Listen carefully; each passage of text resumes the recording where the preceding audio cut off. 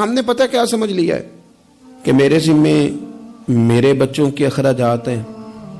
میرے بہن بھائیوں کے ہیں، اس کے علاوہ میری گلی میں، میرے محلے میں، میرے دوستوں میں، میرے رشتہ داروں میں کوئی بچہ کتنا بھی لائق ہو، پڑھے نہ پڑھے مجھے غرض نہیں، اسکول جائے نہ جائے مجھے غرض نہیں، کوئی اس کا کسی قسم کا بھی مستقبل بنے نہ بنے مجھے کیا لگے۔ اور بڑے شاپنگ مال سے جب لوگ شاپنگ کر کے باہر نکلتے ہیں اور پھر دروازے پر وہ باہر آتے ہیں جب، تو ان کی کار کے گرد جب چھوٹے چھوٹے لوگ، چھوٹے چھوٹے بچے خیرات مانگنے کے لیے آگے بڑھتے ہیں، تو پھر وہ ڈھونڈ رہے ہوتے ہیں کہ کہیں نوٹ کھلا ہوا ملے 5-10 کا، تو وہ ہم اس کو تھمائیں گے اور کہیں گے کہ دیکھا میں نے کتنی سخاوت کی، اور وہ بھی اگر ہو تو، ورنہ جھڑک کے گزر جائیں گے۔ وہ احساسات جو آپ کے اپنے بچے کے لیے ہیں، وہ جذبات جو آپ نے اپنے سینے میں اپنے بیٹے کے لیے چھپائے ہوئے ہیں، آپ تو رحمت للعالمین نبی کے ماننے والے ہیں، آپ کس طرح ایک دائرے میں اپنے آپ کو بند کر کے بیٹھ گئے اور دوسروں کے بارے میں آپ نے وہ بات کی نہیں، وہ ذوق پیدا ہی نہیں کیا۔ بڑے درد سے کہتا ہوں،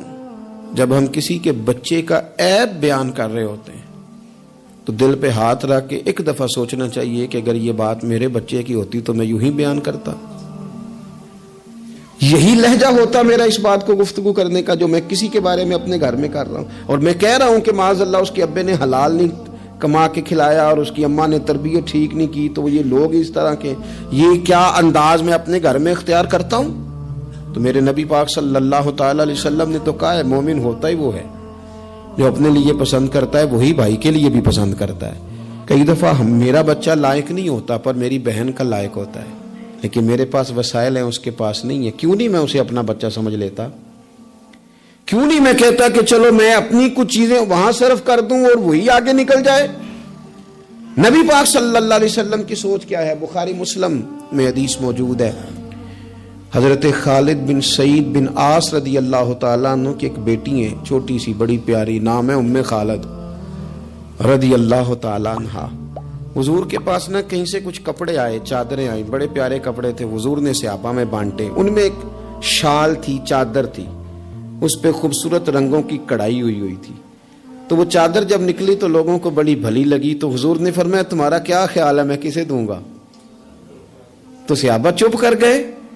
بھائی ہم کیسے بتا سکتے ہیں کہ محبوب کی چاہت کیا ہے؟ حضور نے تجسس بڑھانے کے لیے کہا کہ تمہارا کیا خیال ہے میں کسے دوں گا؟ لوگ خاموش ہو گئے، تو فرمایا جاؤ کوئی ام خالد کو بلا کے لاؤ۔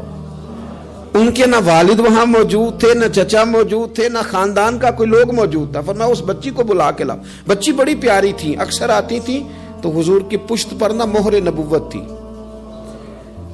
تو اس کے ساتھ کھیلتی تھیں، تو ان کے والد منع کرتے تھے یہ کیا کرتی ہو؟ تو حضور فرماتے تھے آپ چپ کریں، بچی جو کرتی ہے اسے کرنے دیں، اسے بلا کے لاؤ اس بچی کو۔ ان کے والد کو لوگوں نے جا کے کہا تیری بیٹی کو حضور یاد کر رہے ہیں، تو اپنی بیٹی کو گود میں اٹھا کے حضور کے پاس لائے۔ حضور وہ چادر گھر بھی بھیج سکتے تھے، پر حضور نے نا وہ بچی کو چادر اڑائی اور کہا ہاذا ثنا یا ام خالد ہاذا ثنا، کہا ام خالد دیکھو پیاری کتنی لگ رہی ہے بیٹا، اور تجھ پر جچ بھی کتنی رہی ہے، سونی کتنی لگ رہی ہے، اور تمہیں پیاری بڑی لگ رہی ہے۔ حضور نے وہ تحفہ دیا، پھر ایک موقع پر ایک اور تحفہ حضرت ام خالد کو دیا، اور وہ تحفہ دے کے حضور فرمانے لگے بیٹا اسے پہننا اور پھر پہننا اور پھر پہننا اور بار بار پہننا، اللہ تمہیں لمبی عمر دے، اسے پہن کے پرانا کرنا۔ حضرت ام خالد صحابیات میں سب سے بعد میں ان کا انتقال ہوا ہے، 90 سال کی قریب عمر ہو گئی تھی، پر کہتی تھی میں نے مدینے والے کا تحفہ آج بھی سنبھال کے رکھا ہوا ہے۔ کیونکہ حضور صلی اللہ علیہ وسلم کے جذبات اگر حضرت حسنین کے لیے ہیں، اگر اپنے عظیم عالی شان عظمتوں شانوں والے نواسوں کے لیے ہیں، تو حضور صحابہ سے ہی پیار نہیں کرتے تھے، صحابہ کی اولادوں سے بھی پیار کرتے تھے۔